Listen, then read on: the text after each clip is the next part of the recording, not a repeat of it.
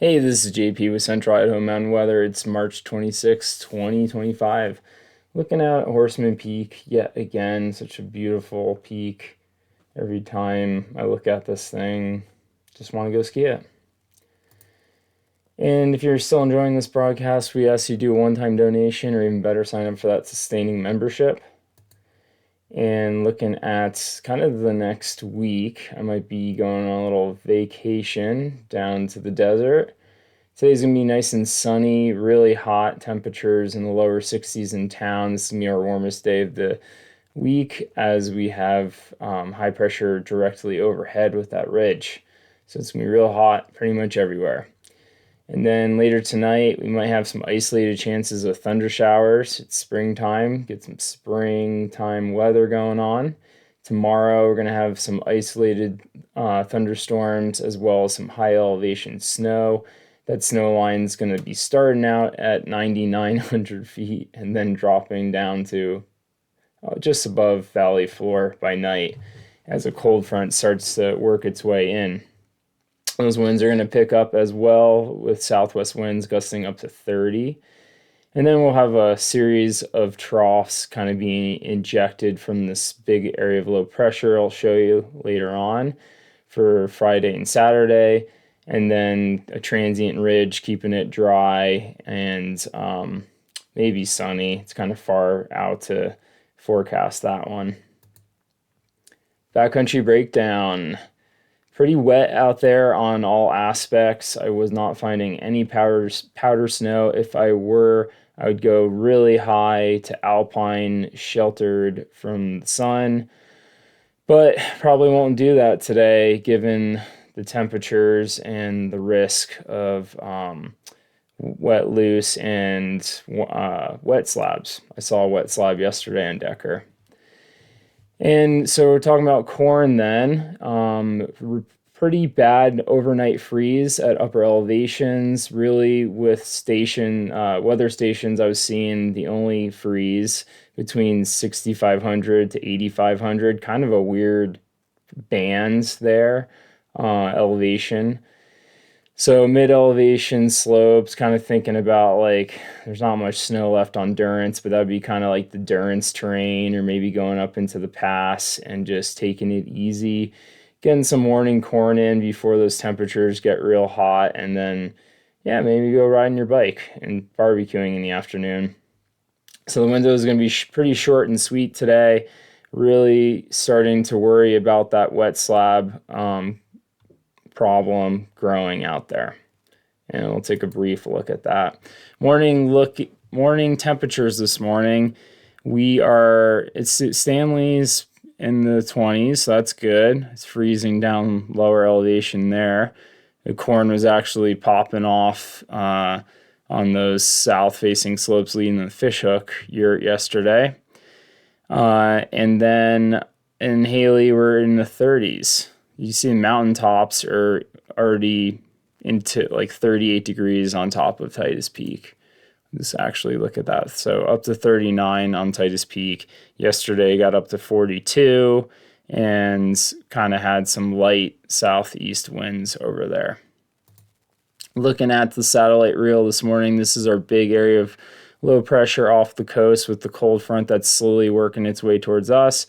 But for today, we're still sitting in high pressure with that ridge kind of amplified. We'll give it an orange because it's pretty hot.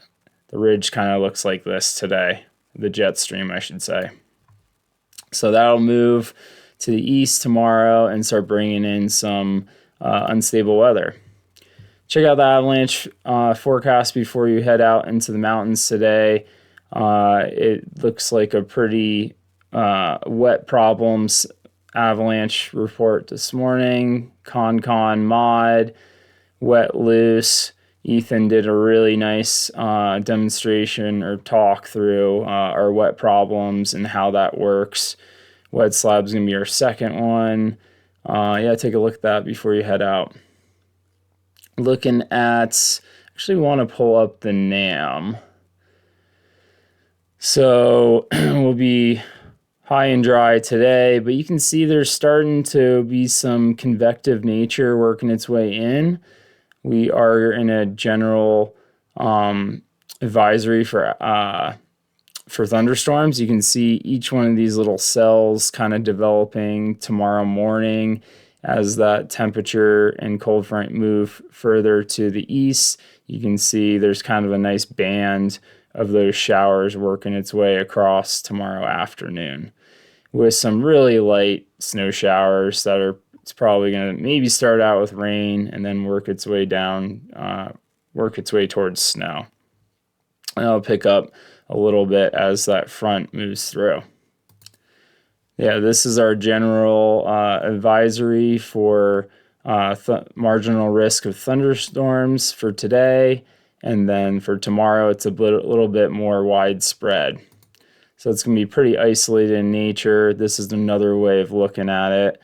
So you can start to see some sections build in tonight. It's going to be really spotty tonight and a little bit more widespread tomorrow morning. You can see it expands up to Custer County there with a 10 to 20% chance of some thunder. So not like crazy storm. Looks like maybe tomorrow night it looks like it picks up more with that cold front pushing through. So this is kind of the last bit of it, but I can imagine if this thing were to keep playing into Thursday night, you'd see some of this going over Custer and hitting the Sawtooth with some possible thunder snow. So the amounts for Thursday night looking pretty low, not really picking up any significant snow, just a series of shortwaves being ejected off of that. Moisture's really fallen under 1/10 of an inch, so just a little dust on crust, if you will, or some light drizzle on that snowpack we got going on. Looking at the 500 millibar, you can see this big area of high pressure in the orange, and then that low churning its way towards us. It's going to break off a piece here for Friday and Saturday. So that's that short wave that's getting ejected off this big low, and that low is going to ebb and flow and then kind of migrate its way down southwest of us, setting us up with some pretty good southwest flow moisture for next week. They are showing some AR3 activity. It's going to hit Oregon over the next week. Looking at the MVM models for Titus Peak, we'll just go higher elevation. See really not picking up much until that Monday time frame. And this looks like kind of an incremental loading storm, so slow and steady. And yeah, building up maybe 1.5 feet. I don't know. This has kind of been pushed out since the last time we did this a couple days ago. It's looking like Wednesday into Thursday is looking like the peak of that area of low pressure getting pushed on shore with just some light stormy activity ahead of it. And it's even a little bit more sporadic for looking at Williams Peak, but they'll be picking up a little bit more water out of that, about 2 inches of water. So we'll keep an eye on that as we go on. Like I said, I might not do a broadcast for a while if I'm going to be in the desert out of service. So yeah, it's just going to be kind of stormy after today, in and out with not too much. But love to hear if you're hearing any thunder out there, since I'll be gone.